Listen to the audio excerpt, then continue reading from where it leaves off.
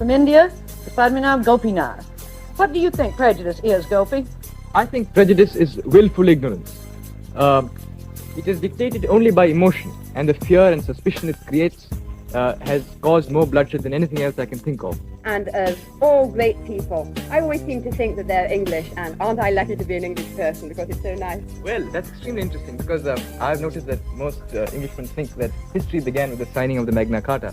It Yeah. might be of some interest to you to know that history began some 3,000 years before that in the river valleys of the Indus, when your savage Anglo-Saxons were still running about dressed in skins. Because I would say that India was friendly towards Britain. I should say so, and that is the credit which lies entirely with us and not with you.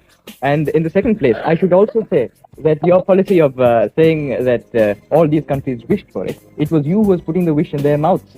There was not much they could do. So what is Sarawak, by the way? Who are the responsible people in Sarawak? It's a rainforest. Anyway, the British come there and say, after all, Sarawak wants nothing. The rainforest never speaks anyway. And then you get your, you give them a democratic way of life in due course of time. You are not giving those people a democratic way of life because you feel they ought to give it. This is just a camouflage retreat from a position you know is no longer tenable. Sarah, the amount of wealth you took out of India, that is nothing compared to what you did for us. You took tremendous amount of wealth. You built up the whole British kingdom from India. But what is material wealth?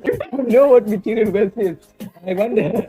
Do you realize that without material wealth, your great empire would not have lasted a single moment? And do you also realize that it was because of our wealth, with our crops, our cotton, our jute, which has helped to make you a great empire? And in return for this, you offer us a vaguely nebulous democratic way of life, which you would have come to anyway. In my country, I think we had the ideals of democracy long before they were ever thought of in your little island.